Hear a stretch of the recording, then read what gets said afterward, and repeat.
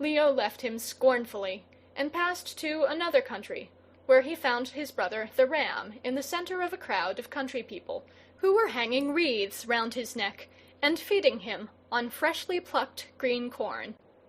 "This is terrible," said Leo. "Break up that crowd, and come away, my brother. Their hands are spoiling your fleece." "I cannot," said the ram. "The archer told me that on some day of which I had no knowledge, he would send a dart through me, and that I should die in very great pain." "What has that to do with this disgraceful show?" said Leo. But he did not speak as confidently as before. "Everything in the world," said the ram. "These people never saw a perfect sheep before. They think that I am astray, and they will carry me from place to place as a model to all their flocks." "But they are greasy shepherds. We are not intended to amuse them," said Leo. "You may not be. I am," said the ram.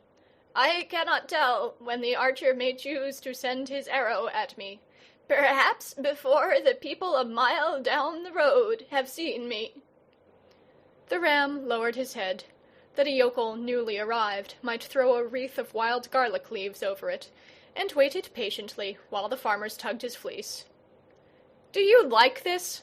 cried Leo over the shoulders of the crowd. "No," said the ram, as the dust of the trampling feet made him sneeze, and he snuffed at the fodder piled before him. Leo turned back, intending to retrace his steps to the houses. But as he was passing down a street, he saw two small children, very dusty, rolling outside a cottage door and playing with a cat. They were the twins. "What are you doing here?" said Leo, indignant. "Playing," said the twins calmly. "Cannot you play on the banks of the Milky Way?" said Leo. "We did," said they, "till the fishes swam down and told us that some day they would come for us, and not hurt us at all, and carry us away. So now we are playing at being babies down here. The people like it." "Do you like it?" said Leo. "No," said the twins, "but there are no cats in the Milky Way." And they pulled the cat's tail thoughtfully. A woman came out of the doorway and stood behind them, and Leo saw in her face a look that he had sometimes seen in the girls. "She thinks that we are foundlings," said the twins, and they trotted indoors to the evening meal. Then Leo hurried as swiftly as possible to all the houses one after another, for he could not understand the new trouble that had come to his brethren. He spoke to the archer, and the archer assured him that so far as that house was concerned, Leo had nothing to fear. The waterman, the fishes, and the scorpion gave the same answer. They knew nothing of Leo, and cared less. They were the houses, and they were busied in killing men. At last he came to that very dark house, where Cancer the Crab lies so still that you might think he was asleep if you did not see the ceaseless play and winnowing motion of the feathery branches round his mouth. That movement never ceases. It is like the eating of a smothered fire into rotten timber, in that it is noiseless and without haste. Leo stood in front of the crab, and the half-darkness allowed him a glimpse of that vast blue-black back and the motionless eyes. Now and again he thought that he heard someone sobbing, but the noise was very faint. "Why do you trouble the children of men?" said Leo. There was no answer, and against his will Leo cried, "Why do you trouble us? What have we done that you should trouble us?"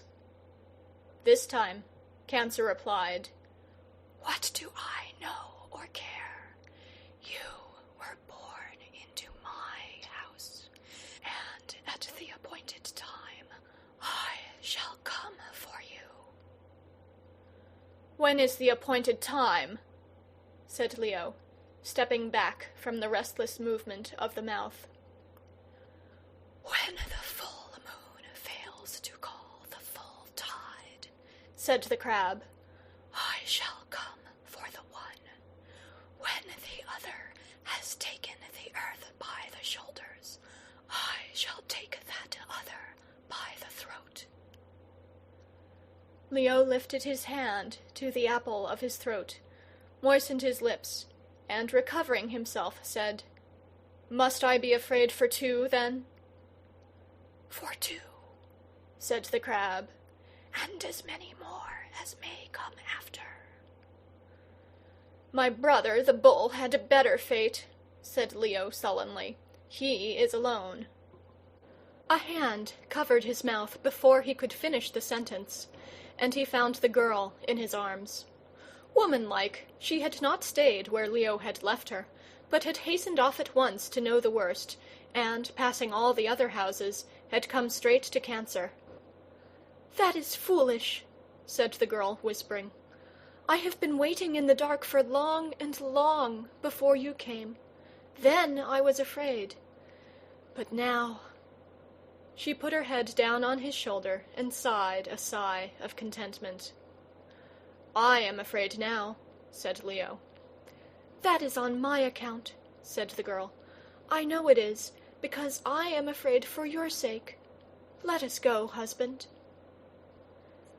They went out of the darkness together, and came back to the earth, Leo very silent, and the girl striving to cheer him. "My brother's fate is the better one," Leo would repeat from time to time, and at last he said, "Let us each go our own way, and live alone till we die. We were born into the house of Cancer, and he will come for us." I know. But where shall I go? And where will you sleep in the evening? But let us try. I will stay here. Do you go on?"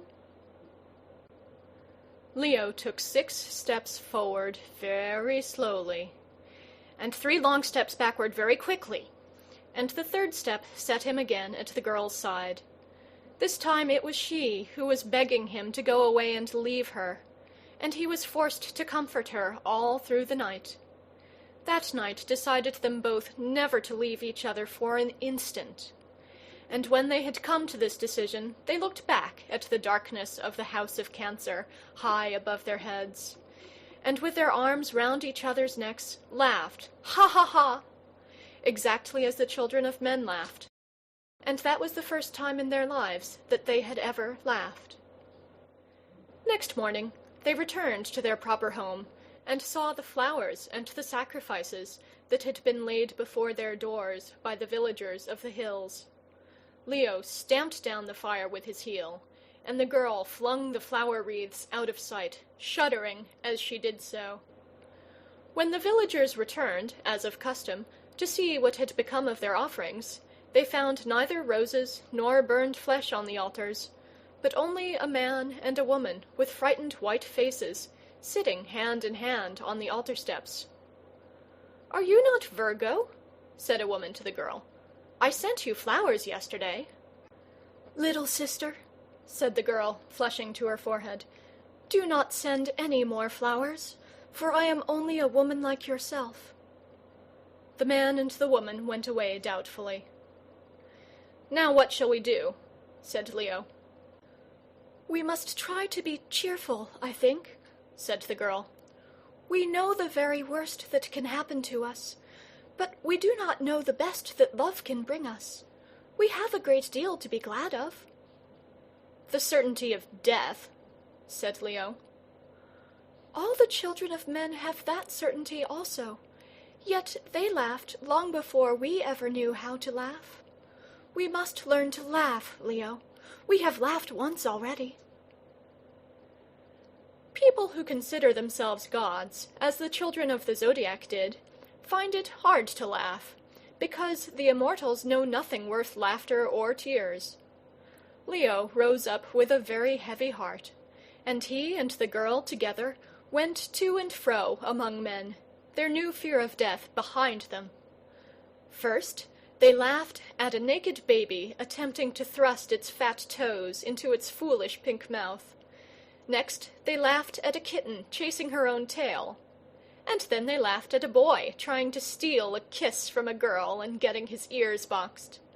Lastly, they laughed because the wind blew in their faces as they ran down a hillside together, and broke, panting and breathless, into a knot of villagers at the bottom. The villagers laughed too at their flying clothes and wind-reddened faces, and in the evening gave them food and invited them to a dance on the grass, where everybody laughed, through the mere joy of being able to dance.